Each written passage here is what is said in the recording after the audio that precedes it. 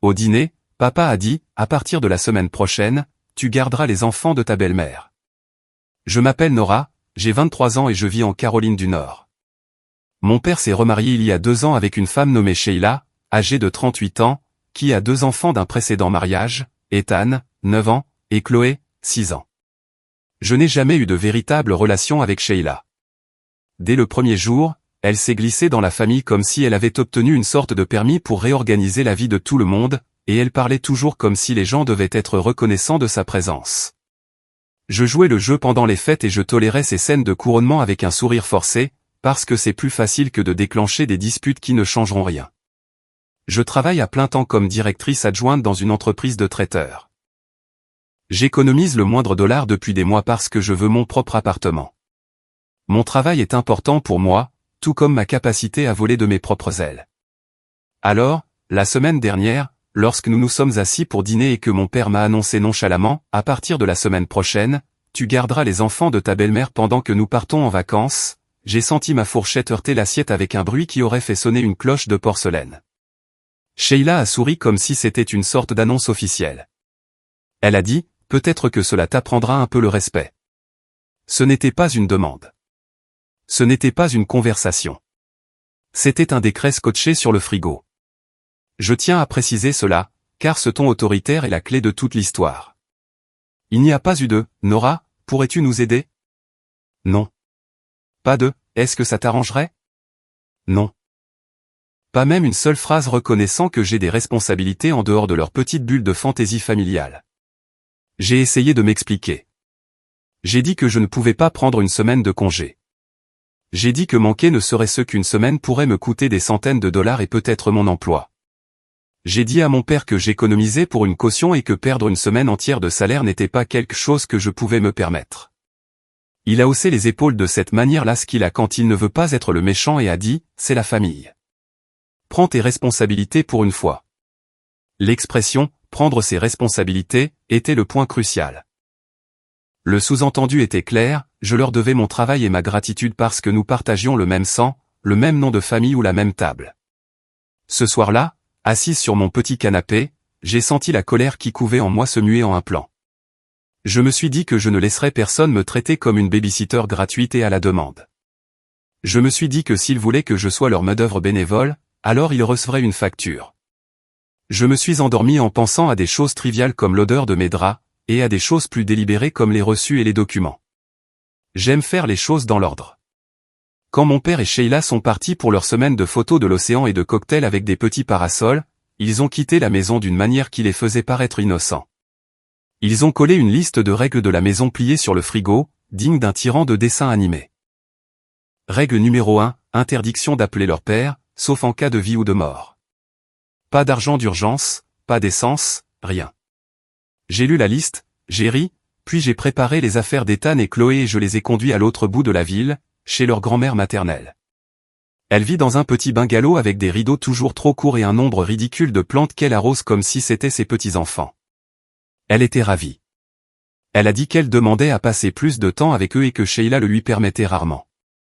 Elle a ouvert les bras et a pleuré un peu en les voyant.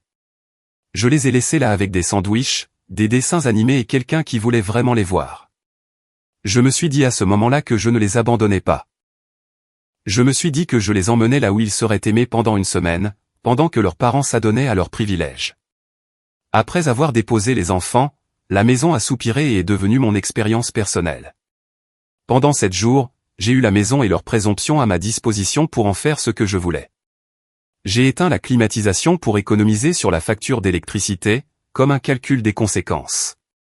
J'ai débranché les appareils non essentiels pour qu'ils ne puissent pas rentrer et tout rallumer sans remarquer la subtile baisse de confort. J'ai nettoyé de manière obsessionnelle. J'ai fait l'inventaire. J'ai acheté des essuie-tout, de la lessive et des ampoules, et j'ai gardé chaque reçu. J'ai noté la date et l'objet dans un petit carnet. J'ai toujours aimé la satisfaction de l'ordre, et il y a une joie féroce et une méticulosité particulière lorsqu'elles sont tournées vers la justice.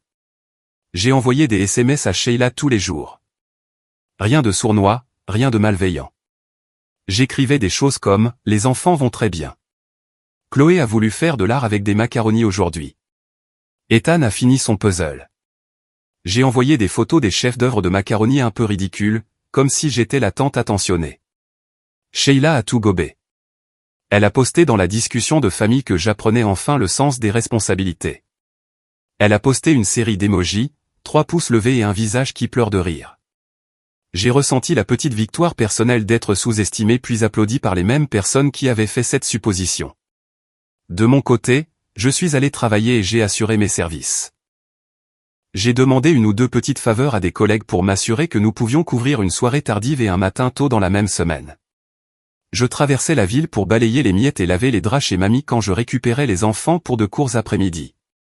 J'ai payé l'essence pour les amener à des rendez-vous de jeu parce que je ne supportais pas l'idée qu'ils vivent dans une maison où ils étaient utilisés comme des accessoires pour prouver mon dévouement. Chaque reçu dans mon petit classeur avait une note, fourniture de parquet de bricolage, essence pour aller chez mamie, lessive, lait. Les chiffres s'additionnaient dans ma tête, comme une histoire racontant une vérité que j'essayais de leur faire comprendre.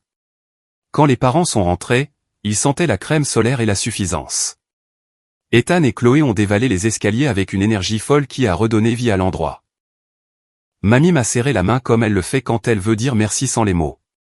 Elle m'a souri, puis s'est retirée, parce qu'elle aime le drame, mais aussi parce qu'elle sait ce que je peux gérer. J'ai traversé la maison et j'ai fait ce que j'avais prévu de faire depuis le dîner. J'ai présenté un classeur de reçus. Je l'avais soigneusement agrafé sur le dessus, comme une facture en bonne et due forme.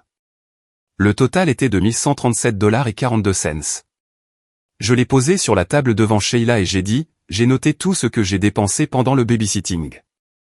Tu peux me faire un Venmo. Sheila est devenue blême. Mon père a bafouillé comme le font les gens quand ils réalisent qu'ils ont mal calculé l'équilibre des conséquences. Tu plaisantes, a-t-il dit.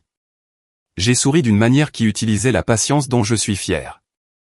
J'ai expliqué, ligne par ligne.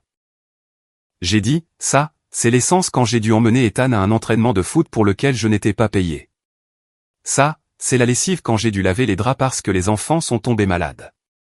Ça, c'est pour les courses que j'ai faites parce qu'ils n'avaient rien laissé pour la semaine. Je leur ai dit que, puisqu'ils avaient présumé que mon travail était gratuit, j'avais documenté le coût de cette présomption. J'ai expliqué que s'ils ne voulaient pas me rembourser, je serais plus qu'heureuse de faire savoir à mamie qu'elle avait été embarquée pour s'occuper d'eux sans qu'on le lui dise. Je l'ai dit sur un ton de conversation, comme on parlerait de la météo. Nous savions tous deux à quoi ressemblerait l'heure suivante. L'explosion qui a suivi était tout ce que j'avais espéré, et bien plus encore, car elle a exposé le sentiment de droit particulier avec lequel je vivais. Sheila a soutenu que la garde d'enfants faisait partie de la contribution familiale et que je transformais cela en une transaction. Mon père a fait semblant d'être abasourdi. Il m'a accusé d'essayer de marquer un point. Je leur ai dit que je voulais marquer un point, et que les points viennent parfois avec des factures. À un moment, Sheila m'a accusé d'être dramatique. Je me suis penché en arrière et j'ai pensé à la table du dîner. J'ai pensé à la règle numéro 1 sur le frigo. J'ai pensé à tous les silences que j'avais ravalés et qui étaient censés être du respect. J'ai pensé au poids de m'entendre dire de prendre mes responsabilités sans compensation. Le temps que les cris s'apaisent et que la pièce sente légèrement le shampoing et le riz cuit, j'avais atteint mon objectif. Ils ont dû voir leur supposition écrite en dollars. Ils ont dû ressentir la petite humiliation de voir leur travail gratuit transformé en facture. Je ne voulais pas briser la famille ni punir les enfants. Je voulais qu'ils reconnaissent que ma vie et mon travail comptaient. Je voulais qu'ils sachent qu'être un adulte ne rend pas quelqu'un moins méritant de courtoisie ou d'un gagne-pain. Après leur départ ce soir-là, la maison a retrouvé son calme. Et mon classeur est resté sur la table de la cuisine, comme une preuve. Mamie m'a appelé et m'a dit, tu leur as montré. Et elle a ri jusqu'à en perdre le souffle. J'ai dormi comme quelqu'un qui avait dépensé son énergie avec soin, puis qui s'était un peu offert un triomphe. J'ai toujours les reçus. J'ai toujours le souvenir de Sheila devenant blanche. Je ne dirai pas que cela a tout résolu. Je ne dirai pas que nous nous tenons tous la main maintenant en chantant.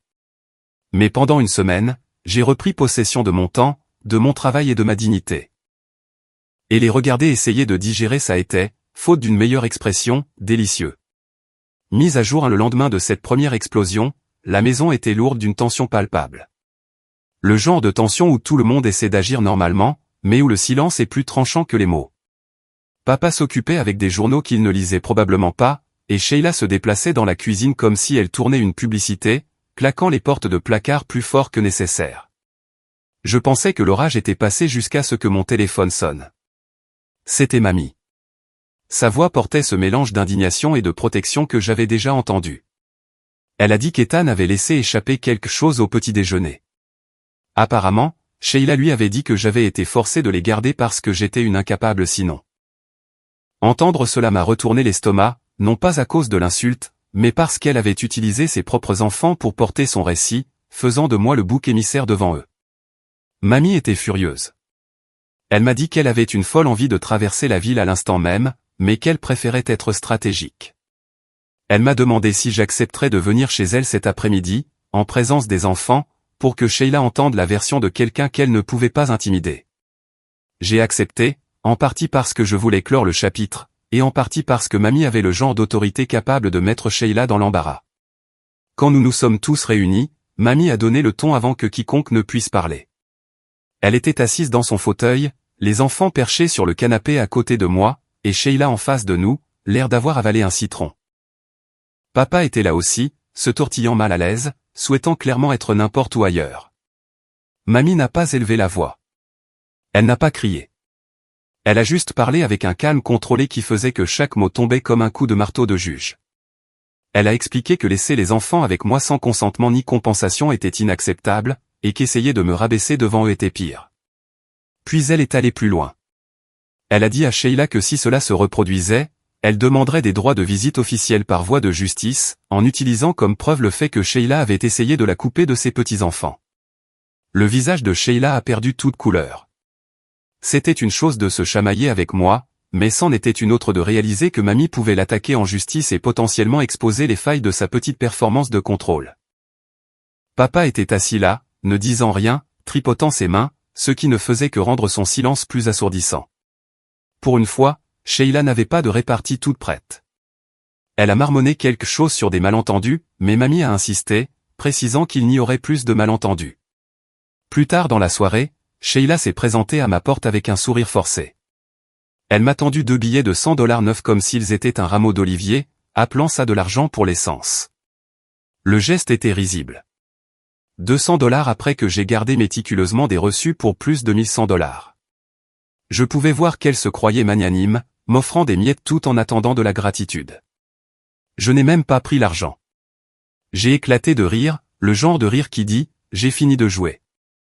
Je lui ai dit que ce n'était pas de l'argent pour l'essence que je voulais. C'était chaque centime dû. Je lui ai dit que j'avais un classeur rempli de reçus, de SMS, et même le témoignage de mamie, et que le tribunal des petites créances n'était pas une menace en l'air. Le lendemain, j'ai reçu un SMS de papa me demandant de le rencontrer, juste nous deux. J'y suis allé en m'attendant à moitié à ce qu'il prenne enfin ses responsabilités, mais à la place, c'était une autre salve de culpabilisation. Il a dit, on ne fait pas payer la famille. Que c'était embarrassant de mettre des chiffres sur les obligations familiales. Je l'ai laissé parler, puis je lui ai rappelé que la famille n'abandonne pas non plus l'un des siens avec un travail non rémunéré tout en mentant à son sujet aux enfants. Son visage s'est crispé, mais il n'avait pas de réponse. Il était clair qu'il était pris entre la défense de sa femme et la prise de conscience qu'au fond, il avait été complice. Ce week-end-là, l'argent est apparu sur mon compte Venmo. Chaque dollar est 42 centimes. Il n'y avait pas d'excuse jointe, pas d'explication, juste le virement. J'ai fait une capture d'écran pour mes dossiers et je l'ai laissé là comme preuve. La preuve que tenir bon n'était pas seulement possible, c'était nécessaire. Depuis, l'atmosphère a changé. Sheila ne me regarde plus avec la même suffisance. Il y a maintenant une hésitation dans ses yeux, comme si elle réalisait que je ne suis pas la cible facile qu'elle pensait.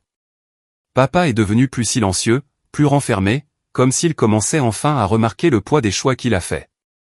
Mamie, en revanche, est triomphante. Elle m'appelle presque un jour sur 2 juste pour prendre de mes nouvelles. Et à chaque fois, elle termine la conversation par quelque chose du genre « ne les laisse plus jamais t'écraser ». Pour moi, la victoire n'était pas seulement l'argent, même si cette partie était douce. Il s'agissait de poser une limite. Il s'attendait à ce que je me laisse faire, que j'avale le manque de respect, que j'assume le travail sans me plaindre. Au lieu de ça, ils ont été forcés de payer, au sens propre comme au figuré. Et le meilleur, c'est que les enfants ont aussi vu la vérité. Ils ont vu que je n'étais pas une incapable, que je n'étais pas la personne que Sheila essayait de dépeindre. Ils ont vu que quelqu'un pouvait se dresser contre l'injustice et gagner. Cela ressemble au début d'un changement, pas seulement à une simple confrontation. Sheila pensait m'avoir eu, mais maintenant elle sait qu'elle devra y réfléchir à 2 fois. Et mon père, malgré tout son silence, a appris que son indifférence désinvolte ne le protégera plus des conséquences. Le classeur de reçus est toujours sur mon bureau, bien organisé. Et chaque fois que je le regarde, il me rappelle que les limites ne sont pas seulement des idées, ce sont des actions. Et j'ai posé les miennes.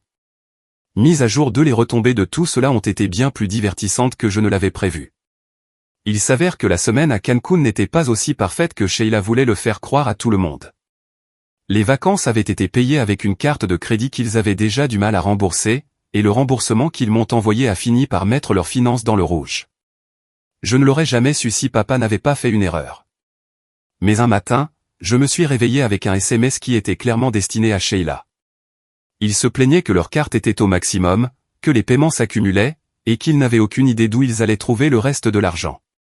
Voir ces mots apparaître sur mon écran, c'était comme si le karma m'avait envoyé une mise à jour personnalisée.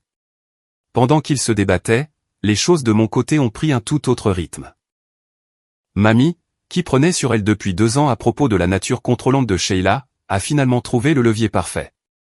Après la confrontation, elle a décidé qu'elle en avait assez d'être à la merci des caprices de Sheila. Elle a commencé à programmer des visites bi-hebdomadaires avec Ethan et Chloé, insistant sur le fait que si Sheila essayait de les bloquer, elle se rendrait au tribunal de la famille, armée de tout ce qui s'était passé. Sheila n'avait aucune marge de manœuvre. Les enfants étaient aux anges. Un week-end sur 2 signifiait désormais du temps avec leur grand-mère, qui préparait des biscuits maison et les laissait regarder des films en pyjama sans règles strictes scotchés sur un réfrigérateur. L'effet d'entraînement n'a pas tardé à devenir évident. Ethan a commencé à dire qu'il préférait la maison de mamie parce qu'il s'y sentait détendu. Chloé a commencé à ramener à la maison de petits bricolages qu'elle faisait avec mamie et à se vanter de combien il s'amusait. Pour des enfants qui marchaient habituellement sur des œufs sous l'éducation stricte de Sheila, où c'était, à ma façon ou rien, la liberté était enivrante. Je pouvais presque voir le contrôle de Sheila lui glisser entre les doigts comme du sable. Et chaque fois que je voyais sa mâchoire se crisper quand les enfants parlaient de leur prochaine visite, je devais réprimer un sourire. De mon côté, ces $1137,42 sont allés directement dans mon fonds pour le déménagement. Et pour la première fois depuis des mois, j'avais l'impression de pouvoir respirer. Ce n'était pas seulement le chiffre sur mon compte d'épargne qui comptait. C'était son symbolisme. L'argent qu'il pensait que je ne valais pas est devenu la chose même qui me propulsait vers l'indépendance. Chaque fois que je me connectais à mon application bancaire et que je voyais le total se rapprocher de mon objectif, c'était comme un rappel silencieux que j'avais retourné leur jeu de pouvoir contre eux. Leur tentative de me traiter comme de la main-d'œuvre gratuite s'était transformée en un investissement dans ma liberté. Bien sûr, la tension dans la famille ne s'est pas dissipée du jour au lendemain. Papa a commencé à m'appeler plus souvent, parfois sous prétexte de prendre de mes nouvelles, mais généralement pour chercher à être rassuré. Il était clair qu'il se sentait pris au milieu, bien que ce soit un milieu qu'il avait lui-même créé. Il détestait les conflits, mais il était aussi resté silencieux pendant que Sheila m'écrasait. Et maintenant, il en payait le prix de plus d'une manière. Sheila, pendant ce temps, essayait de sauver la face en agissant comme si elle m'avait généreusement donné de l'argent. Mais son vernis craquait chaque fois que le sujet était abordé. Sa confiance suffisante habituelle avait maintenant une pointe d'amertume, comme si elle attendait toujours que le couperet tombe. Les enfants semblaient aussi sentir le changement. Les enfants remarquent plus de choses que les adultes aiment l'admettre. Ethan a cessé de répéter les piques de Sheila sur le fait que j'étais une incapable. Au lieu de cela, il a commencé à me poser des questions sur mon travail, curieux de savoir ce que je faisais dans l'entreprise de traiteur. Chloé a commencé à dessiner des images de moi à la table d'art de son école, où je souriais avec eux chez mamie. Ces petites choses signifiaient plus que je ne pouvais l'expliquer, car elles me montraient que le récit de Sheila ne tenait pas comme elle le pensait. La partie la plus satisfaisante a été les moments de réalisation silencieux. Sheila ne peut pas afficher son contrôle sans que la menace de mamie ne plane en arrière-plan. Papa ne peut pas s'appuyer sur moi sans se souvenir du classeur de reçus. Les enfants ne peuvent pas être utilisés comme des pions sans révéler la vérité à des gens qui le dénonceront. Et moi, chaque pas que je fais vers mon propre appartement est une victoire tissée de toutes les manières dont ils m'ont sous-estimé. Il y a encore beaucoup de tensions qui couvent sous la surface, et je ne doute pas que Sheila essaiera une autre approche un jour. Mais pour l'instant, elle est coincée.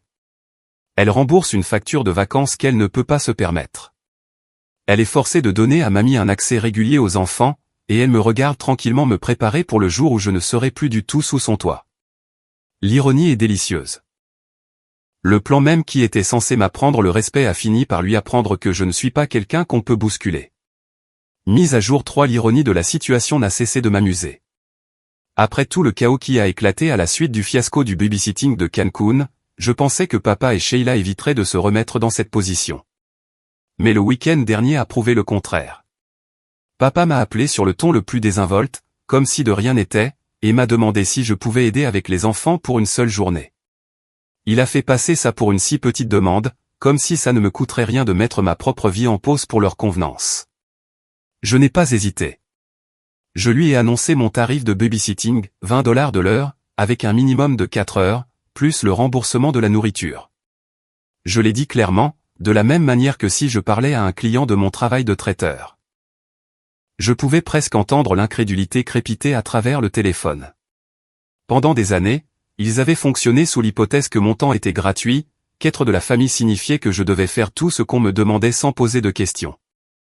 Maintenant, l'idée que mes heures aient un prix était choquante pour lui. Au lieu de faire marche arrière, j'ai expliqué calmement que j'avais déjà démontré que je pouvais m'occuper d'Ethan et Chloé de manière responsable, et que, si quoi que ce soit, le dernier incident avait prouvé ma fiabilité, mais que cela signifiait aussi que mon temps avait de la valeur. L'offrir à nouveau sans compensation équitable serait non professionnel, et même un manque de respect envers moi-même. Je refusais de jouer à nouveau le rôle de la remplaçante non rémunérée. Le vrai rebondissement est survenu plus tard dans la journée, lorsque Sheila a fini par être celle qui a payé. Je ne m'attendais pas à ce qu'elle accepte, mais apparemment, le besoin de garde d'enfant l'emportait sur sa fierté.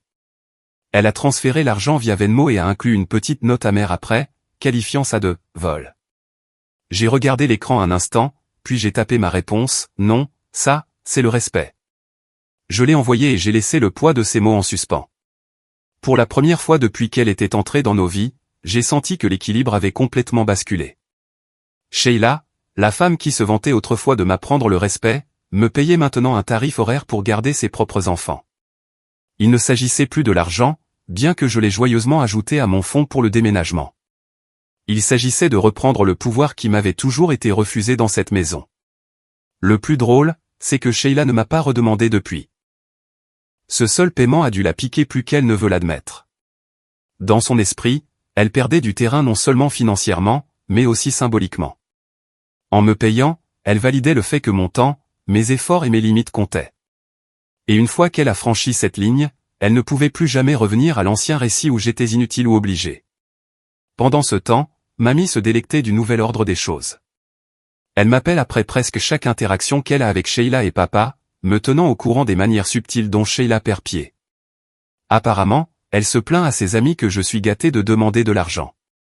Mais ces mêmes amis lui auraient dit que $20 de l'heure est bon marché par rapport à ce que facturent les babysitters professionnels.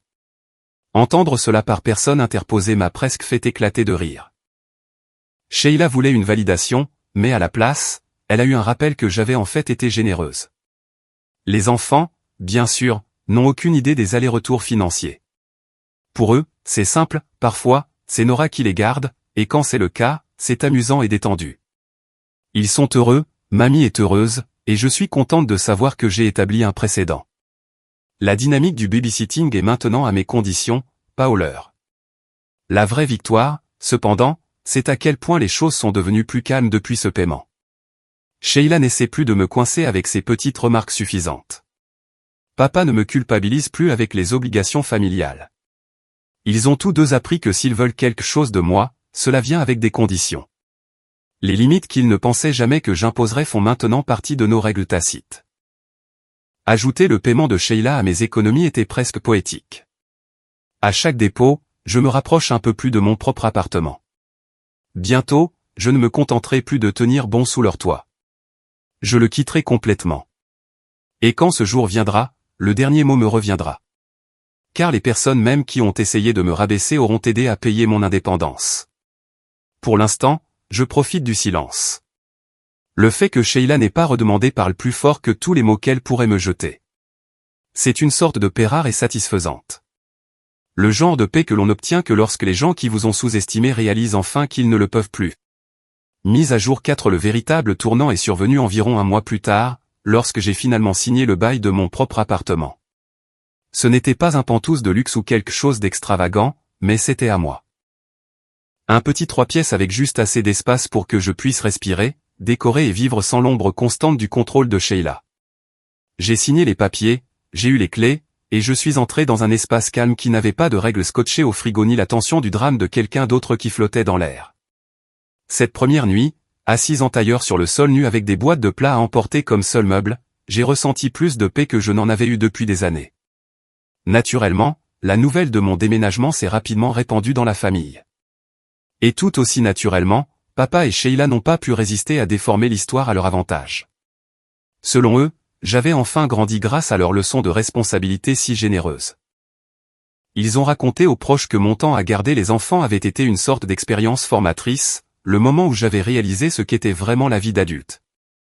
Ils ont présenté les choses comme s'ils avaient orchestré mon indépendance, comme si je devais les remercier de m'avoir poussé à avancer. J'aurais pu laisser passer si ce n'avait été du ton suffisant avec lequel Sheila a répété l'histoire au barbecue familial suivant. L'événement se tenait dans le jardin de mon oncle, avec des tables de pique-nique ployant sous le poids des hamburgers, du maïs en épis et de la salade de pommes de terre. Les proches se mêlaient, un verre à la main, et Sheila était au centre de tout, se prélassant devant son public. Elle racontait comment mon expérience de babysitting m'avait transformé, comment il m'avait donné le coup de pouce dont j'avais besoin. Je suis resté là à écouter, mon assiette en équilibre dans une main, et j'ai décidé que je n'allais pas la laisser réécrire l'histoire. Quand il y a eu une pause dans son récit, j'ai pris la parole calmement, mais assez fort pour que tout le monde à proximité entende. J'ai expliqué comment l'arrangement de babysitting s'était réellement passé, comment j'y avais été forcé, comment ils m'avaient laissé sans argent ni soutien, et comment j'avais transformé leur petit stratagème en un travail rémunéré. J'ai pris soin de souligner que l'argent même que Sheila avait été forcée de me rembourser était allé directement dans mon fonds pour le déménagement, m'aidant à obtenir l'appartement dont ils essayaient maintenant de s'attribuer le mérite. Et comme je ne pouvais pas résister à ajouter une petite pique supplémentaire, j'ai mentionné nonchalamment que mamie avait été la véritable gardienne pendant cette semaine, celle qui s'était réellement occupée d'Ethan et Chloé pendant que je travaillais à mes horaires habituels et que je faisais tourner la boutique. Je l'ai dit comme si ce n'était qu'un détail, mais l'impact a été immédiat. Les proches qui avaient hoché la tête en écoutant la version de Sheila ont soudainement déplacé leur attention. Certains haussaient les sourcils, d'autres gloussaient de surprise. L'expression sur le visage de Sheila était impayable. Son sourire s'est figé, ses joues ont rougi, et pour une fois, elle n'a pas eu de répartie rapide. Papa a essayé de couvrir le silence avec un rire gêné, mais cela n'a fait que rendre les choses plus évidentes. L'histoire qu'ils avaient essayé de tisser s'est effondrée là, sous le soleil d'été, avec l'odeur de fumée de barbecue flottant dans l'air. Après cela, le barbecue a continué normalement, mais l'énergie avait changé. Les proches qui avaient précédemment accepté la version des faits de Sheila venaient maintenant me voir en privé, me tapotant dans le dos ou me chuchotant des choses comme « bien joué ». Mamie, bien sûr, arborait un sourire malicieux, sirotant son thé glacé avec la satisfaction de quelqu'un qui savait que la vérité avait enfin été mise au grand jour. Maintenant que je suis dans mon propre appartement, la dynamique avec papa et Sheila a changé de façon permanente. Ils n'ont plus le même levier. Ils ne peuvent pas faire peser des obligations au-dessus de ma tête parce que je ne vis plus sous leur toit. Ils ne peuvent pas me culpabiliser pour que je joue la nounou non rémunérée parce que j'ai établi un précédent selon lequel mon temps a un coût. Je vois toujours Ethan et Chloé, mais à mes conditions et seulement quand je le veux. Si Sheila veut mon aide, elle sait que cela vient avec un tarif horaire et des limites claires. Sheila, sans surprise, est beaucoup plus silencieuse avec moi depuis le barbecue. Elle essaie toujours de maintenir son image devant la famille élargie, mais elle ne dirige plus ses petites piques suffisantes dans ma direction. C'est comme si elle avait enfin réalisé que je n'hésiterais pas à la remettre à sa place, et que ses tentatives de contrôler le récit ne feraient que se retourner contre elle. Papa reste en retrait, essayant toujours de maintenir la paix, mais j'ai cessé de chercher sa validation. J'ai appris que mon indépendance parle plus fort que son silence ne le pourra jamais. La vengeance, j'ai découvert, ne vient pas toujours en un seul moment dramatique. Parfois, elle se construit lentement, pièce par pièce, jusqu'à ce qu'un jour, vous vous retrouviez de l'autre côté du feu, libre et plus forte qu'avant. Signer ce bail, exposer la vérité au barbecue et reprendre possession de mon propre récit a été la fin la plus douce que j'aurais pu demander. Chaque fois que j'entre dans mon appartement et que je ferme la porte derrière moi, je me souviens que le respect qu'ils avaient essayé de me refuser est devenu le fondement même de ma liberté. Et ce goût est meilleur que n'importe quelle victoire que j'aurais pu imaginer.